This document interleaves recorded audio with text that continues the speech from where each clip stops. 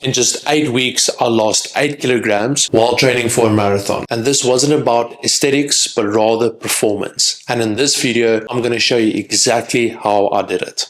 For those who don't know me, my name is Renalke Brainard, and for the last 8 weeks, I've been training for a marathon that I'm running on the 29th of November. I realized while training for this, I needed to make some adjustments. I've been carrying a lot of extra weight from my previous days playing rugby, and I had to become lighter.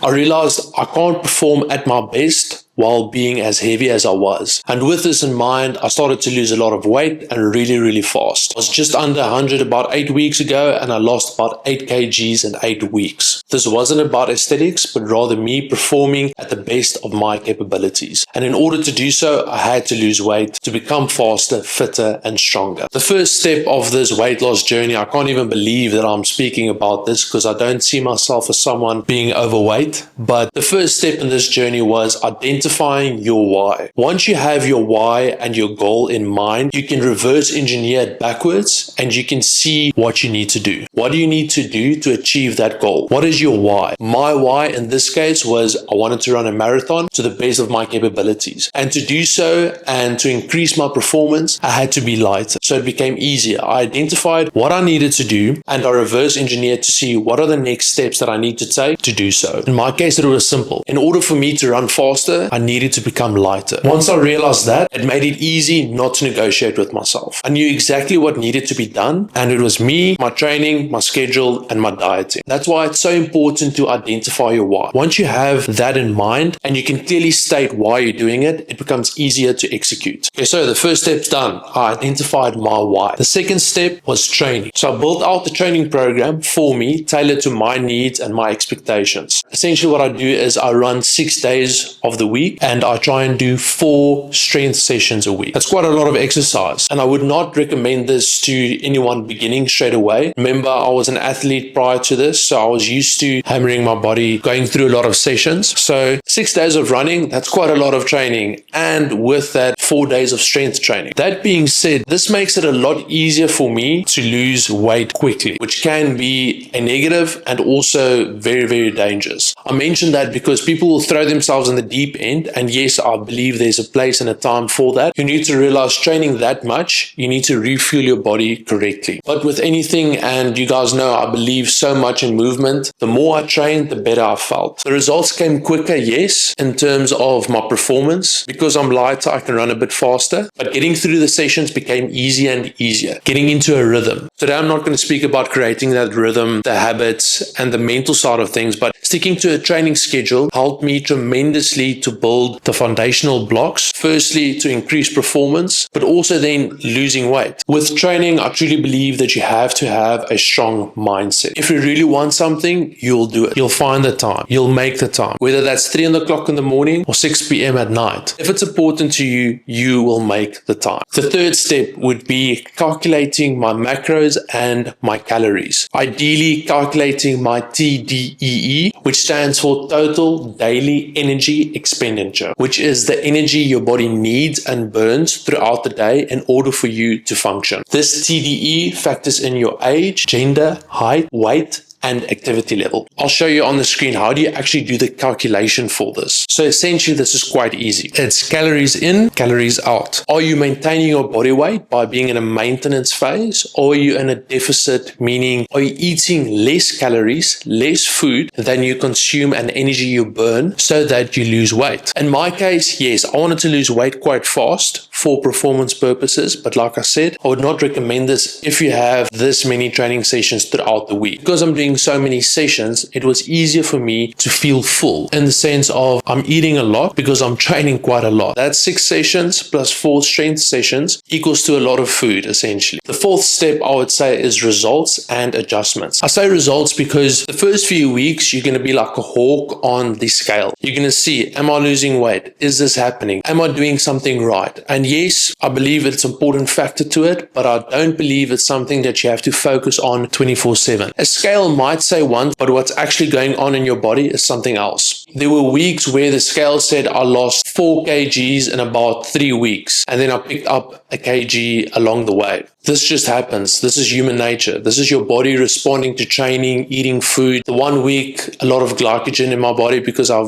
ate a lot of pastries, I ate a lot of junk food, and water stored into my body, and this made me feel heavier, but also it showed on the scale. A few days after that, eating correctly, still being in a deficit, it dropped back down again. I mentioned this because it will always fluctuate, but what was important for me was that I focused on the performance side, and if I can actually feel any difference. Yes, weight was a factor, but most importantly, I felt better. I felt lighter. I felt like I can go quicker. I can go faster. And even though the scale started to drop, that wasn't the primary goal. What I was looking at was actually my times and how my body is feeling. I know I'm not going to see results in the first 2 weeks, but looking from the times of week 1 and week 8, I can immediately feel the difference, and you can see it. I'll actually show you the numbers. What I ran a 6K easy jog week 1 and what am I running a 6K easy jog now, week 8. This might be small differences, but believe me, 8 weeks is a huge difference, and it builds confidence. Now I know I can run this pace on an easy run. My body is capable of this. And making weekly adjustments, fine tweaking your program. For me, it was specialized. I know how to write a program. I followed it to the T. If my body felt a bit sore, I adjusted a few sessions. But making these adjustments is necessary. You're not always going to feel 100%, but once you identify that, you come to terms with that, and you plan ahead. You see what is working for you, what's not. Make the small adjustments and move forward. Lastly, I would say the lessons through this process was believing in myself, identifying your why, identifying why am I doing this. It just makes the whole process so much easier. And then not nitpicking at every single thing. I'm a type of guy that once I focus on something, I have a tight grip and I'm not going to let go. If it's the weight, the scale, the food that I'm eating, the training sessions, everything that I can control, I'm trying my best to control it to the best of my abilities. But realize that it is life. Things are going to happen. Rather enjoy the process, be happy with where you are now, and work hard. I'm not saying not to work hard. Work completely hard. Work your ass off. Those first few weeks, you are motivated as hell. Lean into that because you're going to see quicker results. So the formula is simple. Know your why, create a plan, and execute. Be consistent. Once you are consistent and you're disciplined and you know all of these things, don't overcomplicate things. You're going to see results fast. And once you see those results, it's a motivational factor. You're going to feel like you want to go more. You can do this for even longer. This is week 8. Cool. Let's push it to week 9, 10, 11, 12, 16. Because on the other side of suffering is growth. A lot of people don't want to hear that. A lot of people don't want to hear that you have to suffer. You have to give something to take something. You have to give up something for you to get something. It's quite simple. It's literally calories in, calories out. Give something for me and you're going to get something back. You're not always going to get back what you want, but you're going to get something back. My life completely changed in the last 8 weeks. I've stuck to something 100%. I've come out to the other side better, not just physically, mentally, but as a man. It showed me that hard work, discipline equals freedom and success. I would love to hear from you guys. What are your thoughts on this? Is this something that you want to try out? You want to give it a go? Let me know. Comment, subscribe. There's many more videos like this coming. I'm planning on doing something special for you guys. I'm even going to drop a link down below. Book a call with me. It's absolutely free. It's just me and you chatting about your goals, your future, and how you're going to get there. And remember, set the standard, hold the standard, and when you suffer, suffer well.